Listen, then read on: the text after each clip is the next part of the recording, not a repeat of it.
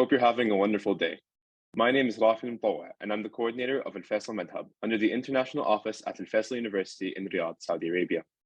I'd like to welcome you all to yet another webinar under the Career Guidance Series, US. For those of you who don't know what Alfaisal MedHub is, it is an initiative under the umbrella of the International Office College of Medicine that aims at creating a global online community of medical students. Alfaisal MedHub covers a broad range of topics that are common to medical students all around the world, and the Career Guidance Series and podcasts are its main initiatives. Our primary objective at Alfaisal MedHub is to help medical students learn more about career opportunities available after graduating, as well as steps involved in pursuing them. Since medical students are usually confused about the path that's ahead of them, Alfaisal MedHub's Career Guidance Series addresses this challenge from the perspective of accomplished and experienced seniors. We are excited to introduce to you Dr. Fatima Babiker, who will be delivering a webinar under the Career Guidance Series US titled Overview of San Francisco Residency and Fellowship Match Services.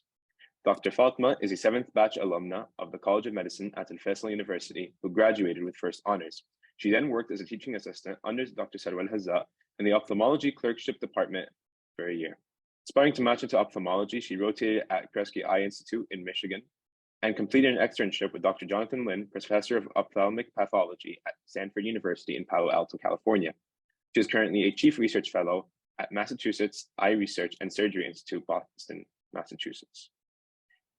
Thank you for joining us, Dr. Fatima. We are looking forward to this exciting webinar.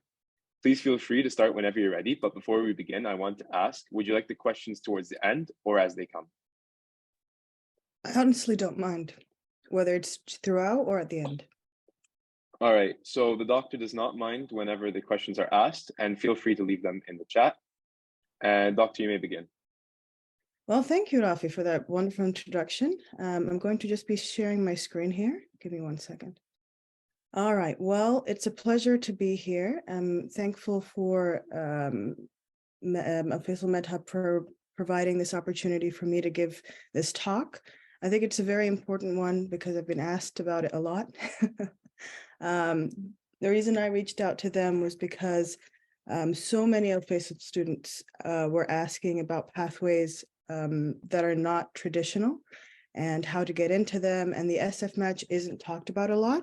So I'm grateful for this opportunity to be sharing more about the SF match, what it is, how to apply, what it entails, and what the specialties that it covers. Okay, so the first talk I'm going to be giving is just a brief introduction about the SF match in general and how to apply for it. This one will be very short.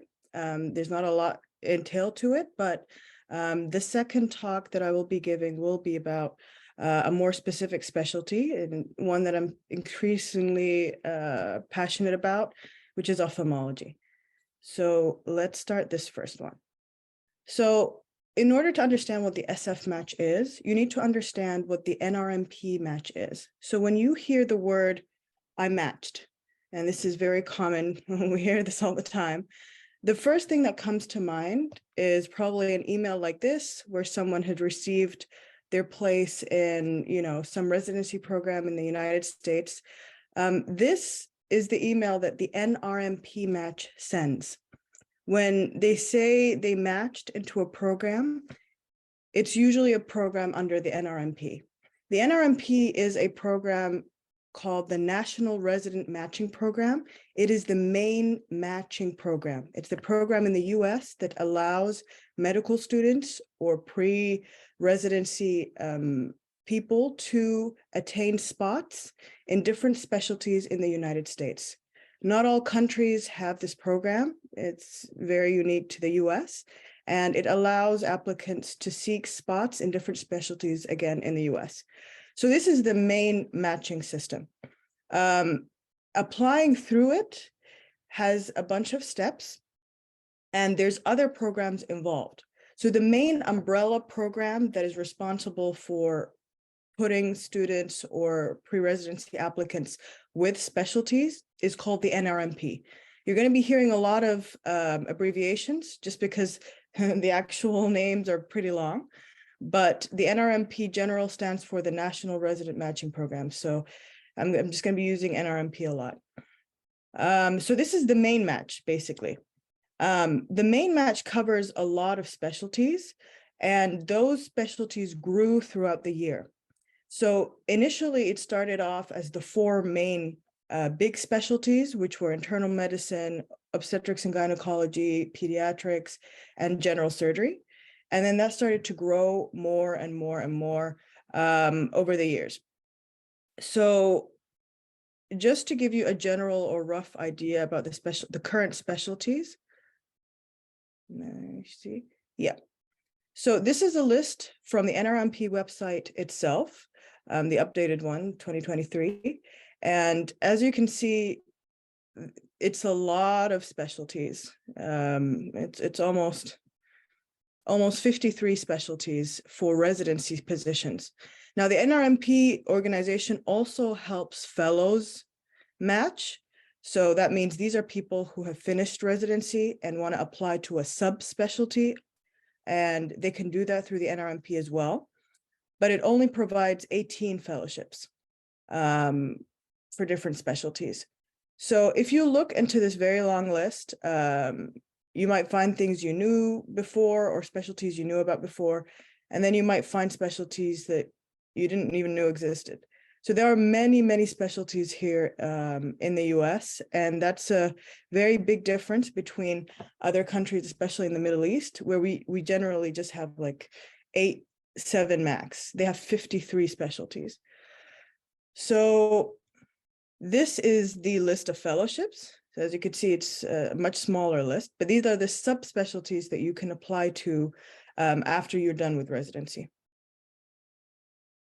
Now, if you look at this list closely, there is one specialty that is missing, and that's the one I'm going to be giving a talk about in the next visit, the next talk, sorry, which is ophthalmology.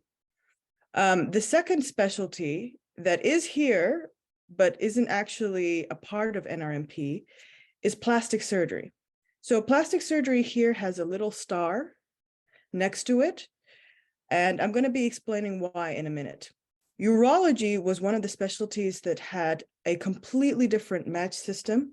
It was through a completely different program, completely different website. It had nothing to do with the NRMP, but then recently joined the NRMP and became a part of that, the general match. Neurosurgery is also one of the specialties that joined later on the NRMP. It used to be also part of a separate application program, but now it's all under the NRMP. So majority of specialties are under the NRMP for residency specialties.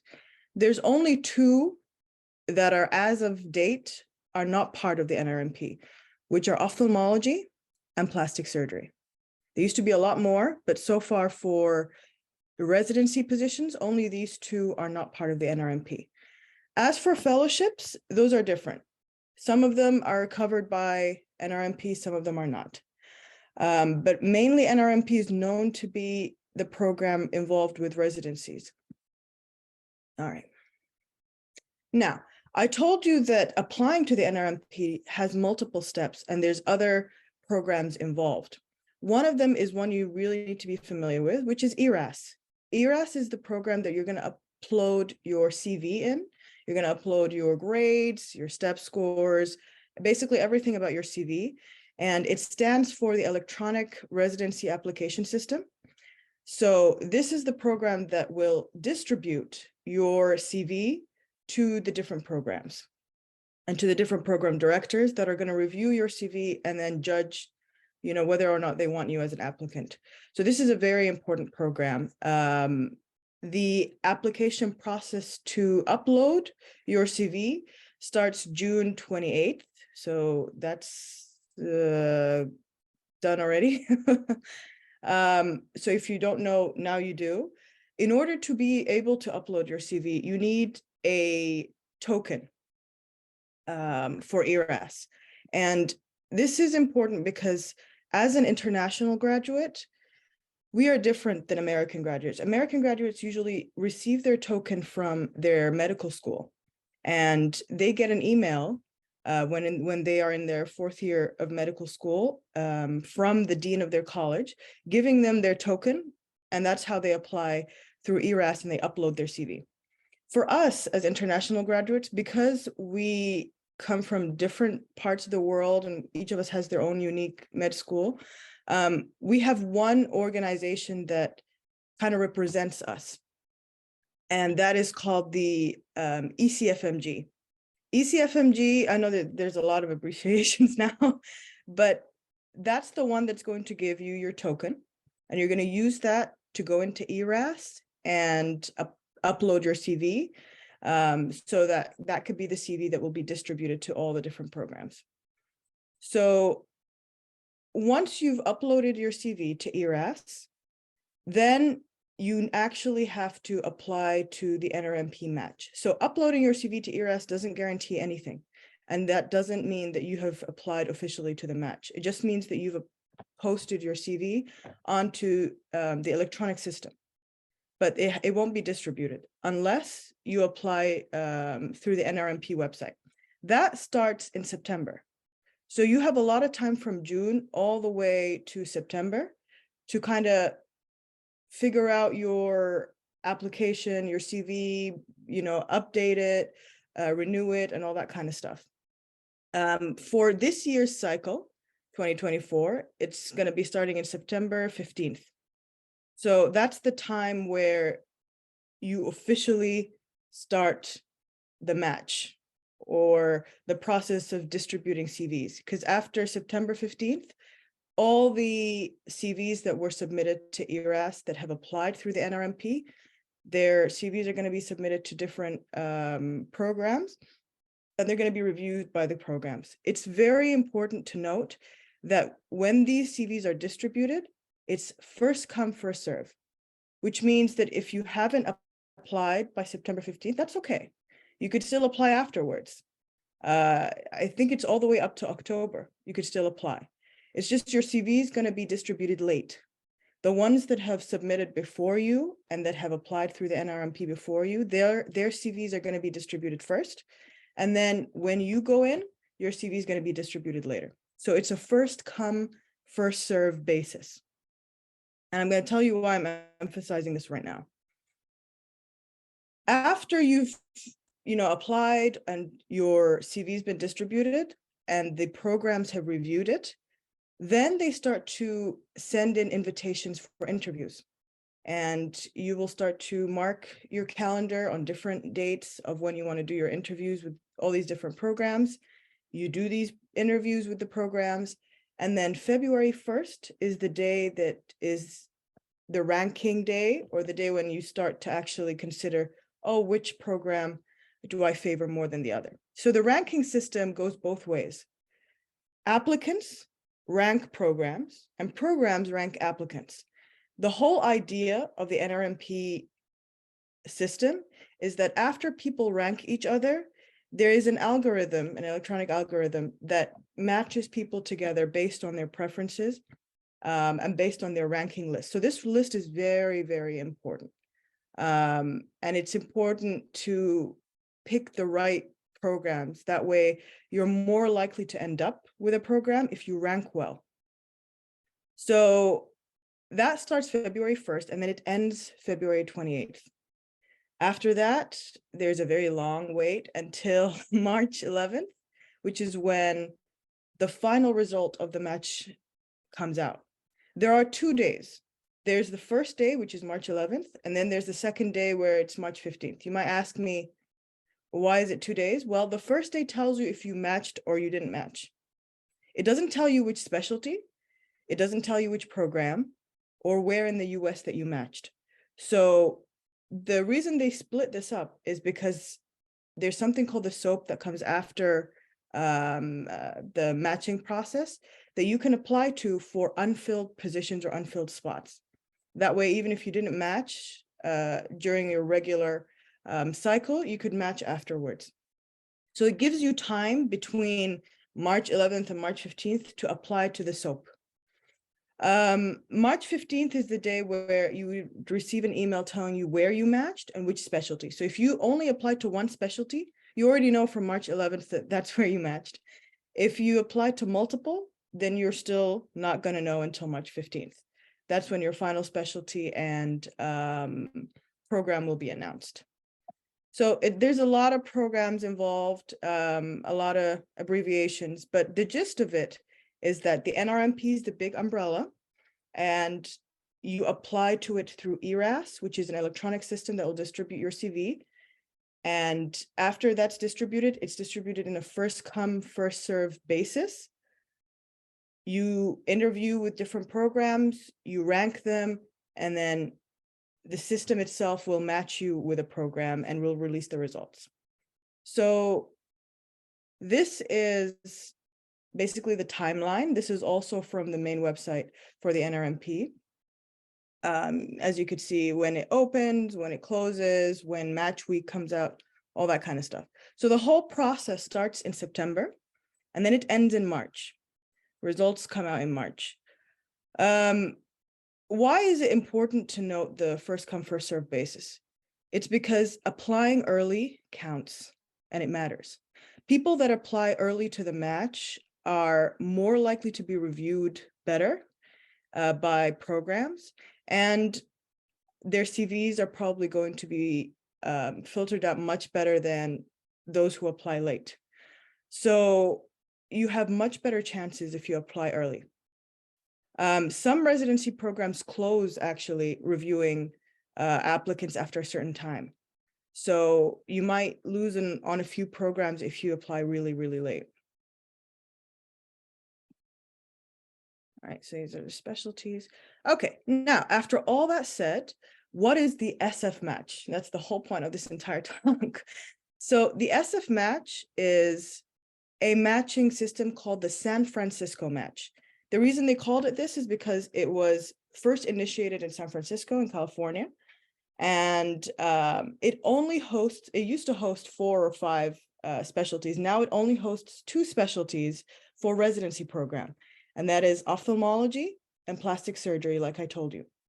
For fellowship, it hosts a lot of specialties, a lot more than the NRMP match. But for residency, which is what I'm assuming everyone here cares about, it only hosts 2, which is ophthalmology and plastic surgery. So if you want any of these 2, you mainly apply through the SF match, not the general NRMP match. All right. Now, if you look at the timeline, if you remember, I just told you the NRMP match, it started in September, and then results came out in March. However, the specialties under the SF match, they used to be called early specialties because they start a lot earlier. As you could see here, the applications start in July. It doesn't start in September. That's literally now. And the match results come out in February, not March. So it's a month earlier. Now, each specialty is different. So plastic surgery used to also start early, but now it starts a little bit later. But in terms of match results, it comes out much later. It comes out in May. So both specialties are different. Ophthalmology is still an early match. Plastic surgery is more of a later one because both the start date and the match results come out a lot later. So what is the benefit of knowing whether it starts early or it starts late? It's because people who want to apply through the general match and the SF match, this gives them a chance to do that. For example, if you wanted to apply to ophthalmology and you wanted to apply to, let's say, I don't know, internal medicine, if ophthalmology's match results come out sooner, you will know pretty early if you matched into ophthalmology a month ahead. And then if you matched, you have the chance to retract your application from the NRMP or from internal medicine. And that's it, you matched into ophtha. If you didn't match into ophthalmology, then that's okay. You've still applied into the general match, and you still have hopes until March, to hear back from the general match. So the early matches used to be beneficial in the sense that if you did not apply, if you applied to the general match and these early specialties, then you will hear early on whether you matched or not into the SF match specialties. Now only ophthalmology is really an early specialty. The others have changed. So neurosurgery, urology, those used to be early specialties too. But now, as you can see, things have changed. And it's really important to keep track of these things. They change very often. In fact, this last year and the year before, the application to ophthalmology changed pretty drastically twice. So it can be a little daunting, staying on top of these changes, but it's important for you if you are interested in one of these specialties. All right, so the point of this slide was just to highlight that the timings are different between the SF match and the NRMP. Okay, so let me tell you a little bit about the SF match.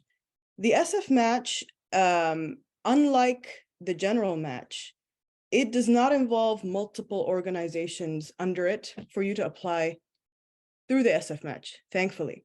So when you apply through the general match, you're going to go to ERAS first. You need a token from ECFMG to get into ERAS and then apply to the NRMP. And then, so there's a lot of different organizations involved that you have to kind of keep track of as you're applying through the match. The SF match, there's just one website that does the entire job, thankfully, which is,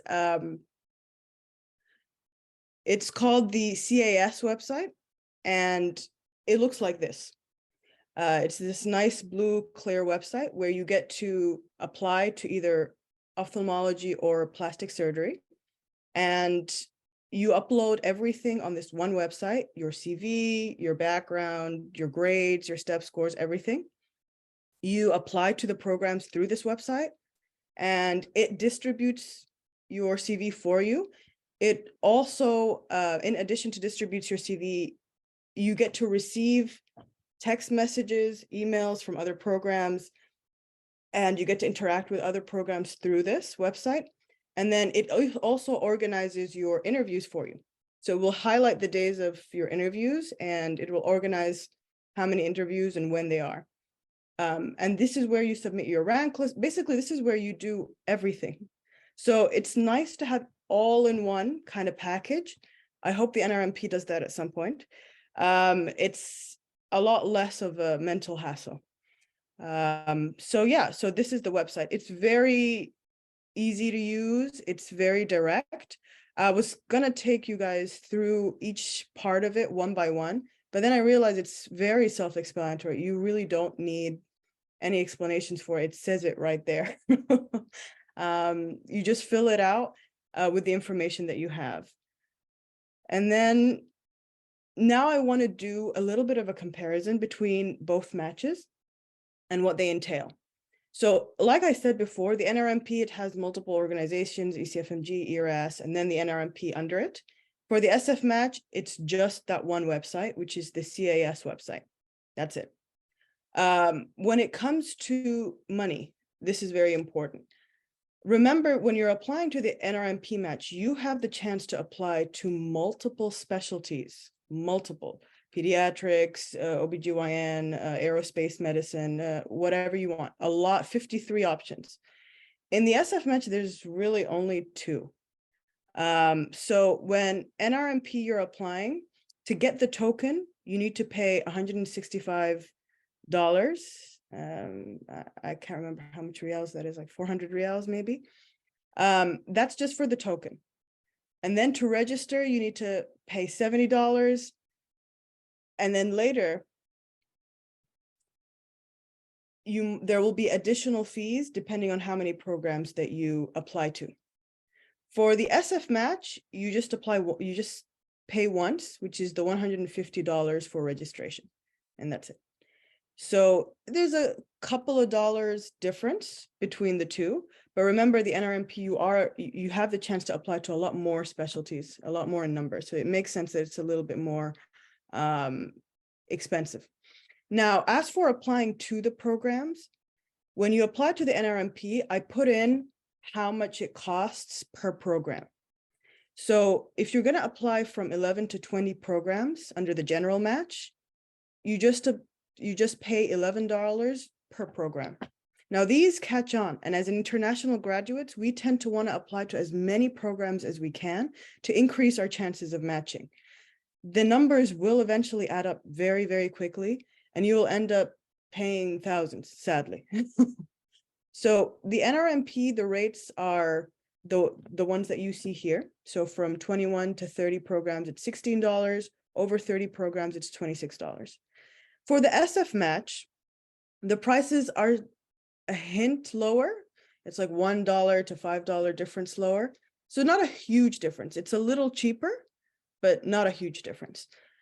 The difference in the price comes in the fact that the number of programs is drastically different between the two. So let me give you an example.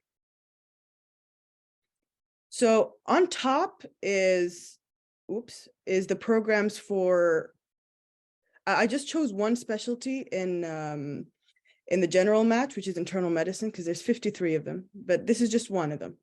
Internal medicine is known to have a lot of seats. So as you can see, the number of seats, or the number of programs, has increased drastically throughout the year. So in 2021, there are 535 programs. This is programs, not seats. The seats are a lot. There's a lot of programs that have 10 seats. There are programs that have 15 seats, 6 seats, in that range. If I choose just ophthalmology in the SF match, the number of programs as of today is 123 programs. That's almost 1/5 or 1/6 of the number of programs in internal medicine. And the difference is that in ophthalmology, each program doesn't have 16 spots or 10 spots or 7 spots. They have 1, 2, or 3 spots maximum. The biggest number of seats I've seen in an ophthalmology program was 4 to 6. That's the largest number. So as you can imagine, that means that the number of available spots for ophthalmology is very limited. And it is. From this poll here, I got this from the SF website itself. There's 516 seats as of today in the SF match for ophthalmology. For internal medicine, it's more than 5,000 seats. So there's a huge number of, there's like a very big disparity in the number of seats and the number of programs. Why do you keep this in mind? Because it's easy to apply to all programs in ophthalmology. And the fact that the rate is lower, well, a few dollars lower, makes it even more easier. So the total cost you will end up spending in the SF match will be significantly lower than the total cost you will be spending in the general match. In the general match, you will have to apply to a lot more specialties, and the rate is a little higher. So when you apply to all these specialties, you end up paying thousands and thousands. This is positive and negative. The positive is you save money. If you apply through the SF match, you don't save as much in the general match. The negatives is that because the number of seats are lower in the SF match, your likelihood of matching is lower. Your chances of being accepted and getting into the specialty is sadly lower. In the general match, there's tons of seats, so your chances are much, much higher. So that's one thing to keep in mind as a comparison between the both. Now, another thing is what you need to apply. So for the general match, you need to be ECFMG certified. Remember, ECFMG is the body that represents us as international graduates. So American graduates don't have this, they don't even know what it is. I actually asked one before and she was completely clueless. They don't have this program. It represents international graduates. When we become ECFMG certified, that happens after you finish step 1, step 2, CK, and some additional requirements that they keep changing every single year. So last year it was they did an OET test that you had to do. Now this year there's new rules. There has to be OET test plus other things. And there's a bunch of these things on the main website. I won't go into details about that.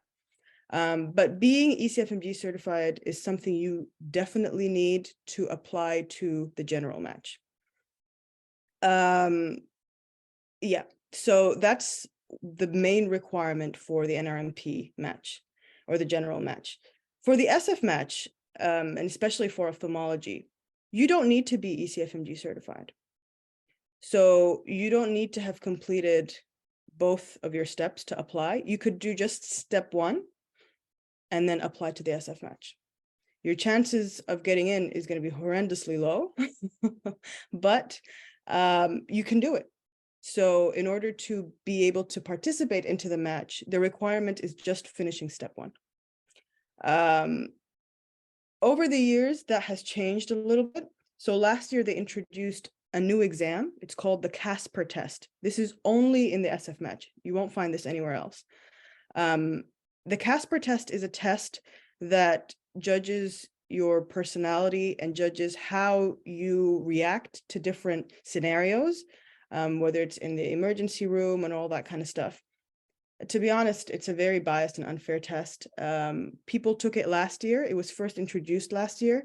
It was a way where programs wanted to kind of differentiate people because they noticed that letters of recommendations are not always accurate. People can lie on letters of recommendations and on personal statements, and they're not really 100% authentic. But this test they thought would unify and really bring out the drastic differences in people's personalities. When they did do the test, they noticed a very big disparity between the test results and the interviews, and they realized that the test wasn't that accurate. So they decided to cut that this year, thankfully. Less exams for us. So no Casper test this year, which is wonderful. They announced that about 2 months ago. So you still only need step one. Now that's generally to participate. Would step one be enough for you to match? Absolutely not. As an international graduate, absolutely not. Now, as an American graduate, that used to be enough. Some people used to match only by step one, and then they would do their step two after they match, which is insane. But things have changed after step one became pass-fail. And now both step one as of this year and step two are required for you to apply to SF match programs, which is ophtho and plastic surgery. So as of this year, even American grads need to finish both step one and step two. Now, as an international graduate, even though it wasn't required per se, programs generally never match applicants that don't do step two. Because as an international graduate, they want you to be ready and they want your CV to be much better than the American grads. They receive abundant numbers of applicants from American grads. And I'll explain to you why in the next talk, but the numbers are insane from the American grads. So in order for them to favor an international graduate over an American grad, your CV has to be stellar. It has to be much better, significantly different, so they could justify choosing you. So it was always the case that you had to do step one and step two to match into the SF match, even though it's not a requirement to participate, but it's an unwritten rule where you might as well not apply if you haven't finished the two of them. But you don't need to be ECFMG certified. That's good, because the ECFMG certification process changes. It's changed every year. Last year it was different. This year it's different. I'm glad Alfaisal has kind of helped with that. And I know that they have applied to some kind of accreditation that allow you guys to kind of get ECFMG certified easier without doing other things. You just need to finish step one and step two. And that applies to the batches that graduate 2024, I think, and afterwards. So sadly, it doesn't apply to all batches. I'm one of the old ones, so it doesn't apply to me. But it's one of the things Alfaisal has helped with a lot. So if you're going to apply through the general match, you need to be ECFMG certified. If you're going to apply through the SF match, you don't need to be. So if you just finish step one and step two, you're more than enough. You need to finish the ECFMG certification before starting residency, because legally you won't be licensed to practice here unless you are ECFMG certified.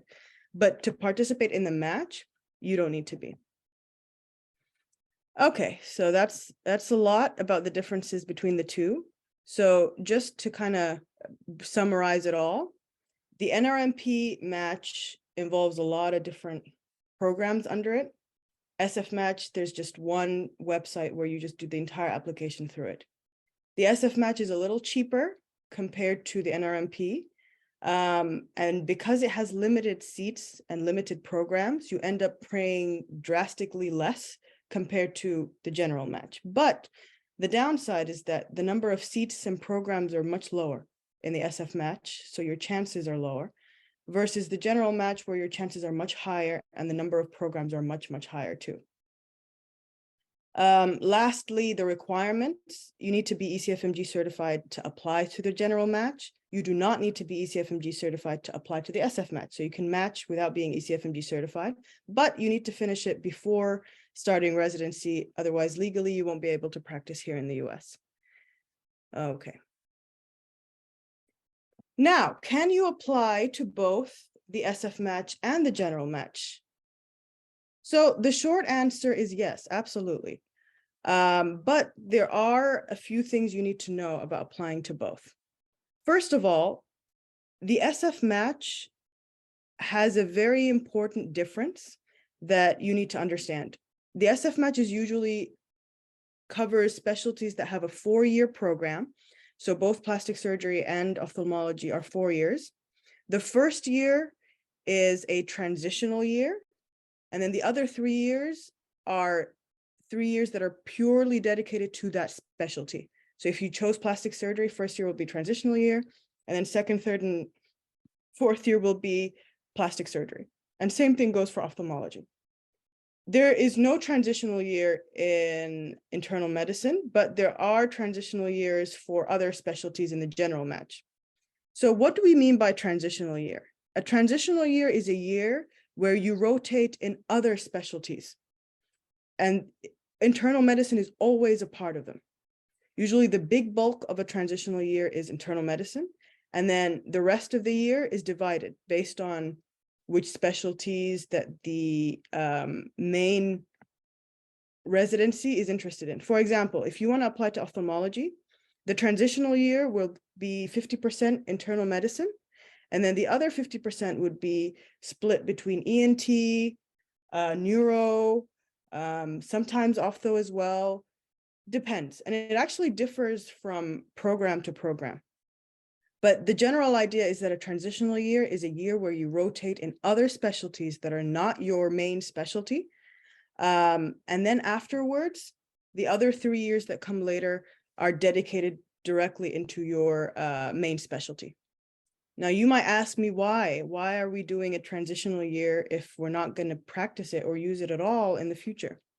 That's a very good question. And it was something I always wondered, because especially if you're going into a very specialized field like ophthalmology, where you will forget 99% of the rest of the body and focus mainly on that small organ, doing 1 year of internal medicine won't really help you in the long run.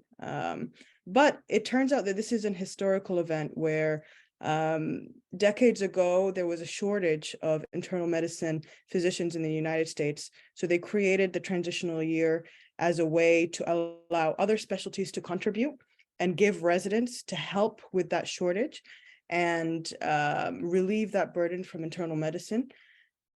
Even though as the years went on, the number of seats and the number of residents increased drastically in internal medicine, that rule never changed, and that transitional year never changed. Hopefully in the future it does. I'm praying it does. But as of today, it still exists. So that transitional year is important to keep in mind. Why am I saying this? Is because if you apply through the SF match, some programs have a transitional year that's already a part of the program. For example, let's say I matched in Kresge Eye Institute in Michigan. They already have a transitional year ready for me. If I match with them, I get to do that transitional year in their internal medicine hospital. And then I get to do the rest of my ophthalmology residency with them, with Kresge. But not all programs have that transitional year ready for you, or have that transitional year, set out for you. They require you to look for your transitional year. Now that might sound crazy to you, like, how am I going to look for my transitional year? By applying to the general match. So the general match has the option of allowing you to apply to only transitional years, and not other specialties. And it's put as one of the specialties, transitional year. So that means that people who want to apply to a program that doesn't offer a transitional year need to apply to both the general match and the SF match. That's a very important point. So you would have to apply to both. Now, luckily, as of last year, so many programs have started to provide that transitional year, and they became integrated programs. That's what they're called. So these are the ones that already provide that transitional year for you. Those programs are great because they relieve the hassle of you having to apply through the general match, but there are still programs there that require you to apply to the general match and sort out the transitional year by yourself. And then they will only provide the other 3 years for you for residency. So does that mean that you can be accepted into ophthalmology and not accepted into a transitional year? Yeah, that's actually happened before to some people. It's very rare. Usually once you are accepted into ophthalmology or a SF match specialty, automatically programs tend to accept you for transitional year. But it has happened where someone wasn't able to find a transitional year and their entire residency had to be put on hold so he could apply again the following year and do a transitional year before he started residency. So that could happen. It's horribly rare, but it can happen. The opposite can happen too, where you could be accepted into a transitional year, but not accepted into ophthalmology. And that's okay, because then you have the backup of applying to other specialties too, not necessarily ophthalmology. Ophthalmology is not the only one that requires a transitional year. Plastic surgery, I think pediatrics, I'm not sure, but there are other specialties that require transitional years as well. In internal medicine, some programs count that transitional year as PGY1. So you wouldn't lose that year. It will still be counted as part of your residency. Yeah, so that's a very important thing to keep in mind. So if you are going to apply to the SF match and you only want to apply to integrated programs, which thankfully now are the majority, you don't need to apply to the general match. If you want to apply to all programs in the SF match, including the ones that are not integrated or that don't have a transitional year, then sadly you will have to dual apply to both the general match and the SF match. So I hope I made that clear, because that was something that I did not grasp until later, that you would need to apply through the general match anyway to secure your transitional year. So how would you do that? It's very easy. You just, the timeline that I provided for you in the earlier slides, you go through it, you do all these steps the same way a regular applicant for the general match would. You'd be exactly the same as they would be. The only difference is they would choose like a general specialty, whether it's surgery, OB/GYN, versus you will only choose transitional year positions. Yeah, and then you would apply also to the SF match. So it's a lot more work. Some people who have a very strong CV go like, no, we don't want to do that entire hassle. We're just going to apply to integrated programs. That way they would already supply my transitional year for me. And that's it. That's a brave step. You can definitely do that. And because more and more programs are becoming integrated, it's a lot easier now. But as an international graduate, remember, the number of spots are already very limited. So the less positions you apply to, the less your chances of matching. So you'd have to keep that in mind. As an international graduate, I would definitely say that it is better to apply to both just to be safe, because you're going to pay that money anyway. All right. So that was one aspect of applying to both that I wanted to clear up in mind. Now, what if you didn't want it to just apply to a transitional year? You wanted to apply to a main specialty. Let's say you were interested in both peds and ophthalmology. Can you apply to both? Yes, absolutely. You can go through the general match and apply to peds, and then you could use the SF match and apply to ophthalmology. There are risks if you do that, and there are things you need to keep in mind. The first risk is, what will the program directors think if you dual apply? Well, the short answer is they don't know. So the good thing about having two completely separate systems, the SF match being completely separate from the general match, is that they're not intertwined whatsoever. 99.9% of the time, the program directors will not know that you applied to ophthalmology, or that if you are applying to ophthalmology that you applied to peds. They don't know.